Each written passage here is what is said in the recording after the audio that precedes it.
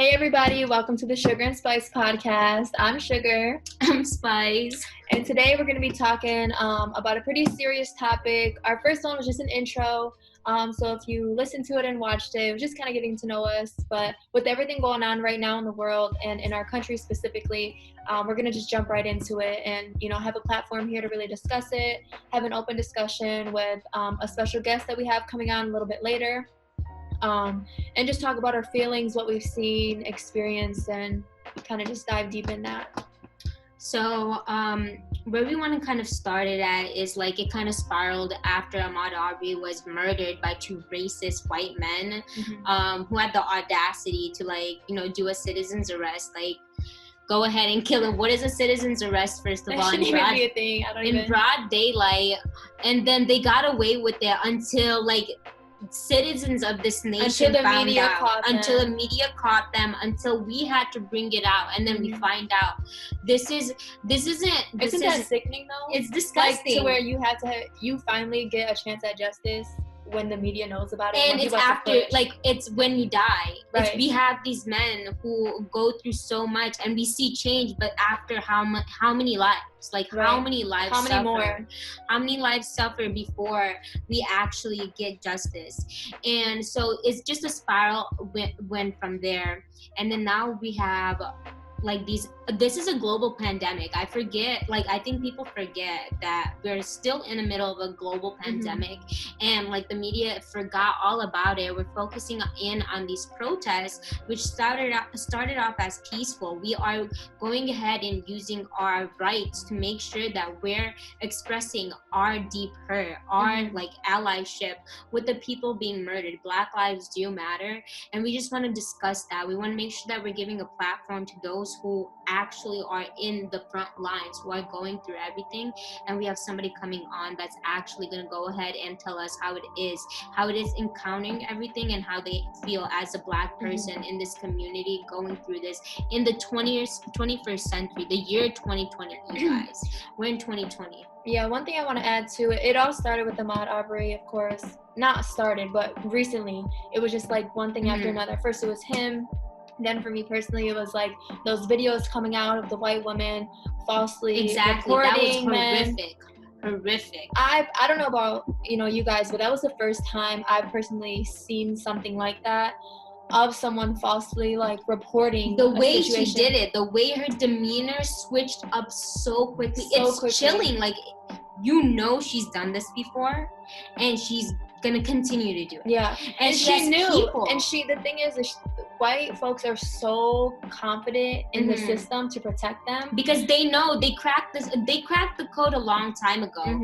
They seen my buddy over here, he can go ahead and get away with smoking a joint in the car, but my friend over here who's colored will literally get deported if they're first of all anything other than Black, and if they're Black they're gonna go to jail, which is literal modern day slavery.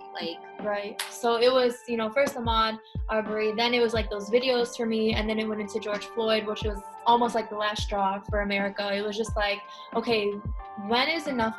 Exactly. It's how many lives, how many Black lives are we gonna let just straight up get murdered on the streets by these police that aren't really policing us? They're just straight up how just dare killing. you have people who are supposed to protect and serve the community literally aim to hurt and infiltrate drugs and just disease into these communities that they're so-called supervising over, that they're so-called warding over.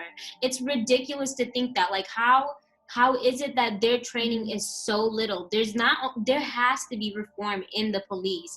There's no question about it. It's so disgusting that not only do we have issues like that, but we as people who want to protest, we're targeted in every single way. If it's a peaceful protest, we're targeted. You guys tell us, no, you can't protest like that. Colin Kaepernick protest is so long, and everybody said, this is disgusting. This is too much. Okay, so now you're telling us we're doing too much because we're out here during a global pandemic. But how many lives do we have to lose before and how many times do we have to go ahead and burn cities to the ground before you guys understand what the fuck is actually happening? What are you doing? Do you think Black lives matter less? Obviously, anytime that if anyone argues like Black lives and their arguments all lives matter. I seen this post, and it, because when it was all happening, I was fuming, and I don't know why. As of recently, I don't know if anyone can relate to this, but as of recently, I feel like it's just like hit me a little bit harder. And I think just because I'm starting to realize it more, I always knew it was going on, but to just watch and see the videos and like really just start like seeing it for myself and educating myself, it really just had me so angry all week, angry at work, angry during the day. All I wanted to do was talk about it 24/7. And I feel like just with that whole thing and just reflecting on like the protests and kind of how we got to this conversation and the protests going on and how impactful they've been, whether or not people think it's a bad decision to go out there and protest right now. Anyways, there's been change already with these going on. So many different laws are being changed. We see literally this should have been like obliterated years ago, like, you know, but they finally fucking took off lynching. Thank God. Like, lynching is finally illegal, you know. Once they take off like the KK, once they mark the KK as the true like terrorist group, that's gonna be a like monumental day, because honestly, like, I just don't understand how they have literally people are being threatened. A city in like a town in Alabama was threatened by the KKK, saying, "I'm gonna kill every Black person there is."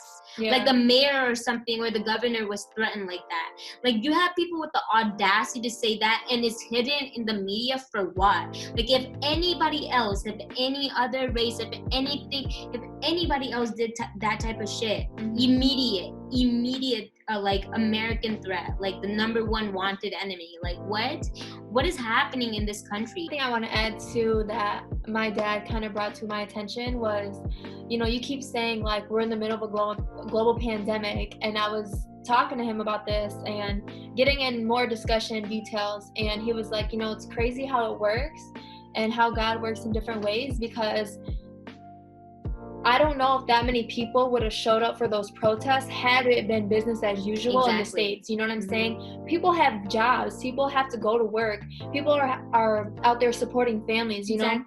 Not that that's an excuse, but that's reality. You know, are they going to have that PTO? Are they going to be able to actually go to that protest at 12 or 2 during the day and miss work without getting fired, or feeling fearful of getting fired for, you know, like practicing their rights in the States, in the US? And so it's just like, it's crazy how it happened so perfectly in a weird way, to where we're all at home, you know, mostly for the most part, and we don't have much to do. We can't go nowhere. So why not show up? Now's the time to show up, when there's no excuses on why you shouldn't. Exactly. You know, and it's kind of like that was kind of a really good way to look at it in a positive way, and just say, wow, I personally feel like there's going to be change. I feel it in my heart. Yeah, I definitely feel, I don't know, like how do you call it? Like, you feel the energy, the vibe. You know, the vibe, you feel the energy of the world. Like, I just feel like, yeah, I just really feel like people are starting to speak up, whether they know about shit or not. Like, I know me, I'm not as knowledgeable on certain topics, but I'm trying to be. You know, you studied history, and you know kind of more of the root of where this all comes from. I know it's wrong, but I don't know the root and how it started and how we got here. Right. You know, so like, you can definitely speak more on that. And I just talk because I'm passionate about lives, and everyone should be. It's supposed, like, literally, it's disgusting to me that we have to clarify that a certain group actually matters. Like, that we have to actually sit here and clarify that these people have more rights. I to prepare for this podcast, kind of, I guess, I was like watching the Oprah interview of the the cast of When They See Us, and it Central was Park like 5. The Central Park 5. Like, it's truly heartbreaking to see all of them, like, not even just the real people, but the actors who portrayed them, because it is such a deep, moving portrayal of the suffering that still goes on today in the Black community because of racial caste system. Literally, it's so disgusting that we have to sit here and witness and hear about these things years and years later. After a person who had the audacity, who had power in their hands, and they chose to shut 5 lives off, 5 young lives off. That woman, whoever, what's that prosecutor's name? Oh man, I don't care. Whatever her name was, she doesn't deserve to be remembered. Is so disgusting. She's disgusting. Oh as a woman, God. where is your intuition as a woman? If you had a son, you would never, 100%. you would never like allow somebody to ruin their lives like that. You had all that power and you played God for what? And like, we have to still witness that. We had to learn about all of this so many years later. None of this stuff is big news. This is just all like, business as usual. We have to learn this stuff. We are not taught this stuff in the education system. The education system is stupid. It's just like disgusting. We have to learn people who enslaved and who went and raped and pillaged whole communities, whole races, whole cultures, and we were supposed to we were taught to praise them, but why? Yeah. Why is every other culture the wrong culture, savages, barbaric, whatever have you, but we're the right one? Why are Black people still considered savages? I just do not get it. I just cannot conceptualize it. If they're such savages, why did you even bring them over here into your own? Why would you want them to infiltrate your own country that you stole? What sense does that make? It makes no sense. We can go on and on about all types of things. Right now it's police brutality, but I'm gonna tell you right now, that's not where it ends, and that's not where it starts either. It starts way back in history. It started years ago.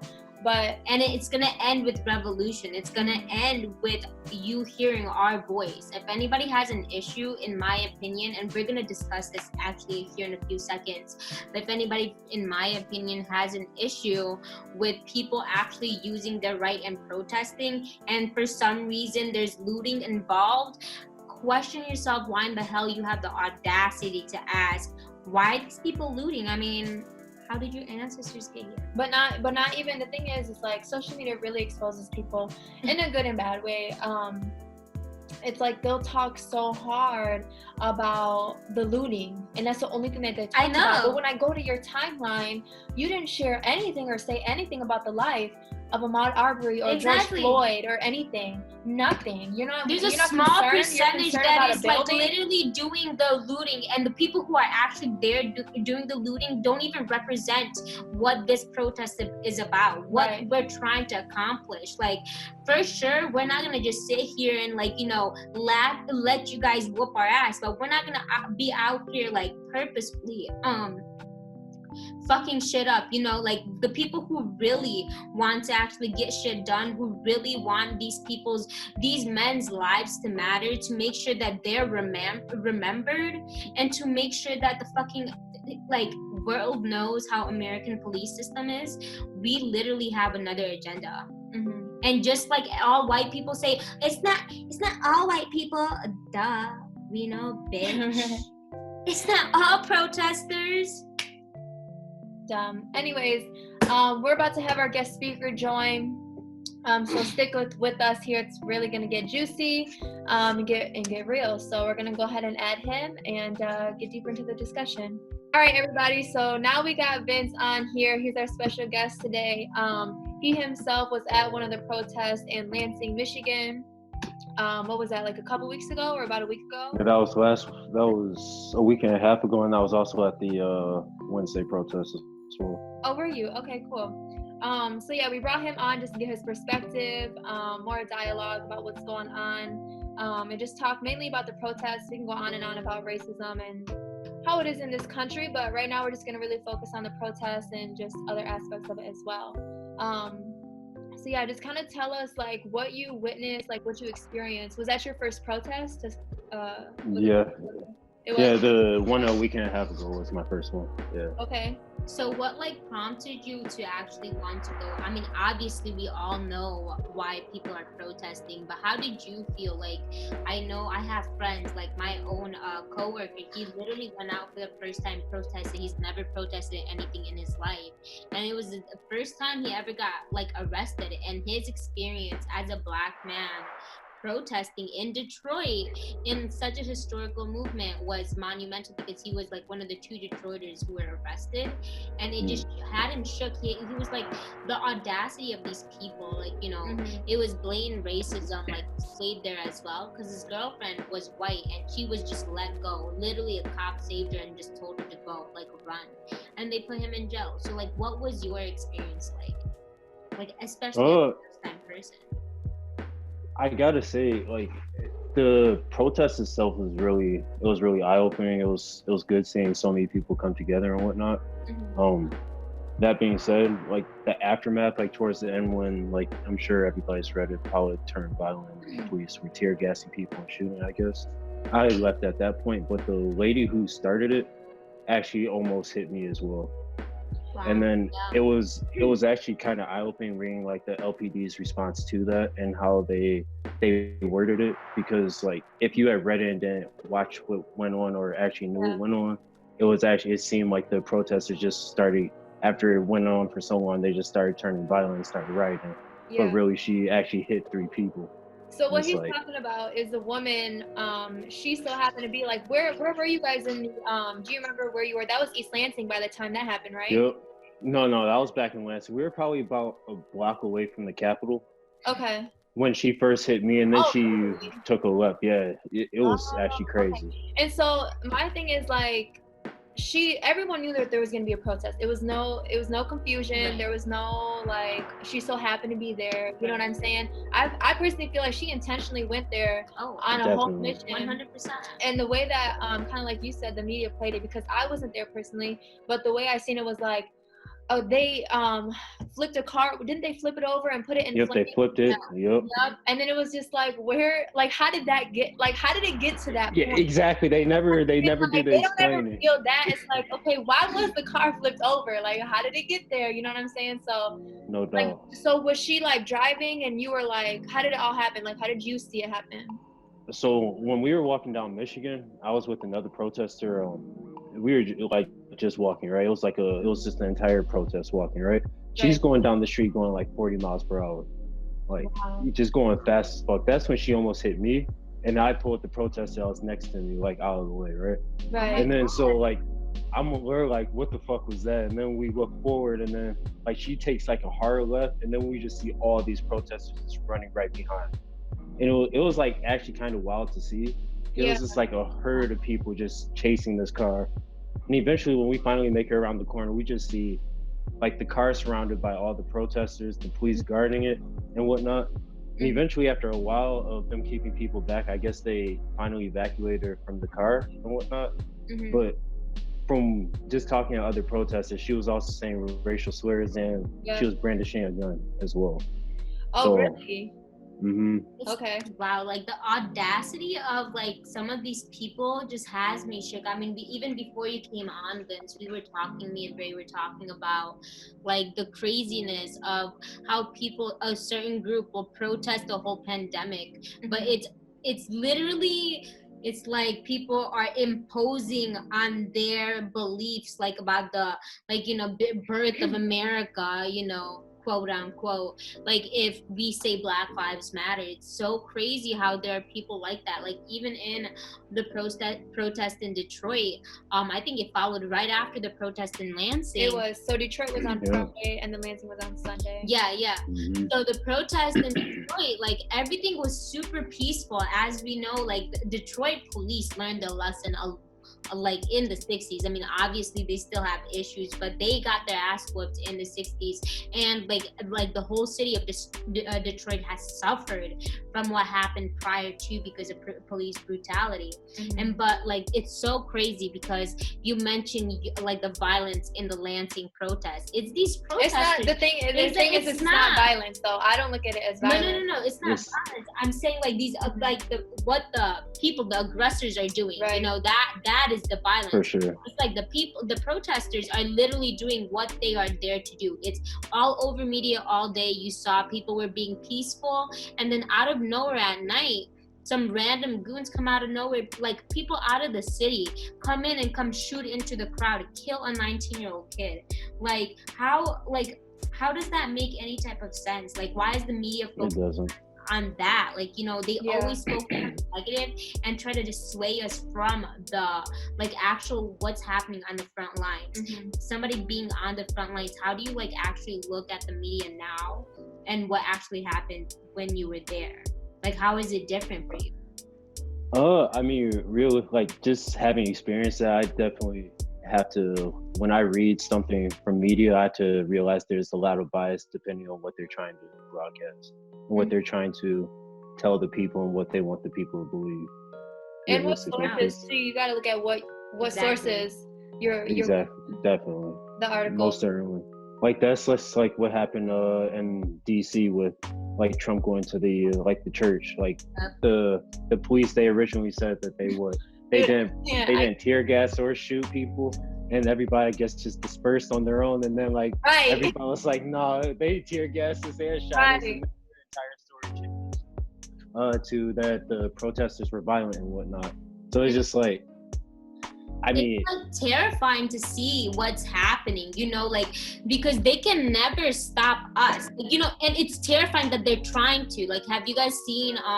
I saw some news article headlinings. I never followed up on that, but apparently states are trying to pass a law where citizens can't film police officers. Oh, that's in Arizona. Yeah, I read that. About is that. So disgusting and terrifying to me. Like that is. If you don't notify the officer, I think they can charge you a $750 fine. $750 fine. Like, how dare you? I will take that fine. If you do anything, I'll take that fine. Like, how dare you even try to? So I feel like somebody should take the fine because, like, that's against your First Amendment right, and then they just could fight that for sure. Yeah, but I feel like that's just another thing that they're setting up to keep them it's like getting away with everything. What they're trying to do, how they're trying to cover everything up. I feel like the audacity that some of these people have, especially during a global pandemic. I mean, like, we have to think about this. This, like we said, spiraled with the death of Ahmaud Arbery, literally an innocent man who was fucking running around in his neighborhood, and somehow some fucking loser had the audacity to think he could be a citizen's police officer or some shit and do a citizen's arrest and kill him. Okay, so you said you didn't really see nobody like opposing it. It felt pretty. Like like literally the one white dude that I saw with the AR, there was some more white dudes next to him. They're like apparently they got in an argument because like the two white dudes just started calling him a fascist. Granted, I don't know the credibility behind that. That's just what I heard. But they started arguing, so I don't know if they were against it or with it or what they were doing. But they were walking with everybody. Okay. So the only lady that I really saw that opposed it was the one that tried to run people over. Right. So definitely. I know you said you left at a certain point. Were you still there while they were entering targets and stuff like that? So I was there when they originally started trying to loot Target, and then other protesters guarded the doors and whatnot to prevent the looting. I was also there when the police officer's car was vandalized. Granted, it was also another white kid that was he couldn't have been more than older than 15 years old, but he swung his skateboard at the windshield. And then that's when the National Guard almost stepped in, but that got settled really quickly. Yeah. And then and then that was right after that. That's when we walked right back down Michigan, and that's when the lady almost hit us. And then after they set the car on fire, that's when we decided, it's probably time to go. And right when I got around the corner, that's when it blew up, and then that's when the police started pulling out the riot gear. And then I was close to my car, so I was like, I'm out of here. Right. Okay, so I'm sure you've seen it.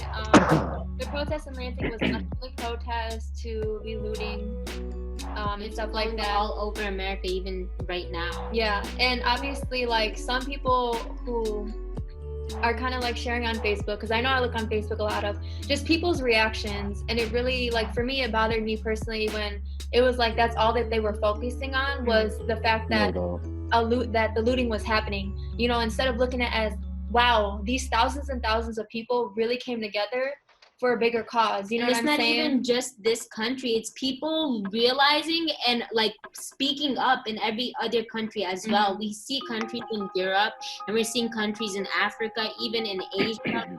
Literally people standing up and uniting. It's so amazing. Like, you know, me and Bia were talking about this. We were talking about how, like, sometimes it feels like we live in such a divided country. Like, it's so, you know, it's so ingrained in the color of your skin or who you know or what, like, honestly, what class system you are in. And it's just so crazy to like see that during the global pandemic there were people who had the audacity to take this time to go hunting for humans, but at the same time we have literally the human might to come together as people and fight for what's right. It's so profound to me. I feel like, you know, like to see it at the same time, like we're going through such a hard time, but to feel that unity and to feel that like there are more people who will stand up and who would prefer to get uncomfortable than to continue seeing people die like this. Right. Which kind of I don't know if you've seen any posts, I don't know if you have either, but you know, it's kind of going around where it's like, I'm watching you if you're not posting, like I'm blocking you, like I'm sure you've seen those. How do you feel about that personally? Because for me, I feel I was kind of like, yes, absolutely. Why are people not talking about it? Why are you not speaking up? And you know, everybody's different. Not everybody has that approach. You don't know what they're doing behind their social media platform. You know what I'm saying? But it doesn't. Definitely. I also feel like it kind of was, in my opinion, I looked at it as if that's all it takes is for someone to share a post for you to think that they're on your side, it's kind of like also fakeness to me, because it's like it's all for, you know, for their to show like face, you know, like if they just share an article or something or do the blackout on Tuesday, then they think that they're a part of this bigger cause, and it's like, no, that's not enough, you know. So like, how do you feel about that, whether or not people are like sharing or talking about it on social media? I mean, personally, I mean, it's definitely not perfect. I think people, like, if you definitely share, you should believe what you're sharing and not what you're saying, you know. But like at the end of the day, like they're still sharing, you know. Yeah. That's just how I'm viewing it, because I mean, you can't nitpick everything. It's not everybody's gonna feel exactly the way you feel. 100%. Like I see it like that as well. Like, you know, sometimes there's like no PR is bad PR, you know, that saying. But like at the same time, there's that, and then there's also like people that are like influencers. I've seen this trend go on where they're like photoshopping like being at protests and being like this, and it's just so, to me, like that's one thing that I just want to throw in there. It's like so disgusting to see somebody with a platform that actually can help change something and can actually help create a ripple in this movement, do something like that. Like if you can't stick by your words, if you don't actually feel what you're posting, how dare you even post something like that? And then how dare you go to the extent of like photoshopping something for likes and views? Like what the fuck is that? No, I hear you. Like I have a coworker that I guess she's technically an influencer, I guess. Like she posted about Black Lives Matter, and then I guess after she lost followers or whatnot, then she took out the post down. So she took the post down? Yeah. Did you say something to her? You know, I wanted to, but I was like, you gotta keep the peace at work, you know? No, absolutely not. She's like, so Becky. Listen, I see what you're saying, but at the same time, sometimes you just gotta say something. This is a time where we're in uncomfortable times. Like, I mean, we have people who are dying. I mean, why should we be comfortable with our people dying? But like, you should be comfortable in not like voicing your allyship, or at least showing that you understand or sympathize because of what other people are gonna think. That's ridiculous. People are people, though, you know. So what are your, like, how are you feeling towards like everything kind of going on? Like, what are your emotions? How are you doing? Personally, I think it's really good. I think the protest should continue. Like, granted, I don't think I have mixed feelings about rioting because, like, again, like that's somebody's place of business that your like is being destroyed. But I also know that, like, again, going back to 1968, like, as soon as MLK was assassinated, within 6 days they passed the 1968 Civil Rights Act from just rioting that was going on and taking place. So I mean, definitely, he was serious when he said that's the language of the unheard. And I mean, you can already see with the effects of the protests slash riots. Yeah. Right now, it's just everything that's being changed. So, I mean, I agree with it for right now. It's just for what's going on, for sure, the outcome. Yeah, I definitely think that they need to keep protesting. Hopefully, too, like I was talking to my dad a little bit about it, and I think it kind of like lines up perfectly, which I mentioned a little bit before you hopped on. And right now we're being quarantined, right? So it's amazing how many people showed up, you know, because not everyone's working right now, and it all kind of happened. You know what I mean? Like I really feel like it happened at a good time, because not everyone probably would have showed up. Not as many people might not have showed up if they were working a full-time job, you know, or something like that, where they gotta pay for, you know, food and their family, and worrying about PTO getting, or like taking, you know, a day off. Yeah, getting fired and stuff like that. So I really feel like, I don't know, it's like a good thing that we're in quarantine. Kind of like no excuse not to show up right now. Definitely, and there's not a lot of distractions out. So I mean, that's why I also feel like most people are like who are actually against the protest is because that's the only thing that they see, and they can't avoid it right now. And it used to be so easy to avoid, and that's why nothing ever got done in the past. Exactly. Yeah. For sure. But I think we need to really keep pushing, just like everybody. And continue voicing. I think it literally, I've always been like this, but especially now, like I address anything that comes up. Like my parents are traditional Bengali parents. Of course, they have prejudices and stuff. Anytime I hear anything crazy out their mouth or anything remotely crazy, I'm just out there like checking them. Like you have to continue to have to check your own people 100%. You have to continue to have uncomfortable discussions. You also have to check yourself. There are times that I look in the mirror and I'm like, holy shit, like I should not be saying this shit, or I should not saying this shit, but like address your privilege, like, you know, address like how, you know, there are days that I like complain about nothing, literally absolutely nothing, and then I'm like, my God, I have a job and I'm like literally working, and that my complaint is like, I don't have time, like I can't take a time off to go protest, like that shouldn't even be a complaint, you know, like how dare I complain about that when people are literally being like murdered, or people don't have a job where they can say that they can't take off because they need to go protest. Like there's so much going on, it's crazy. Yeah. True.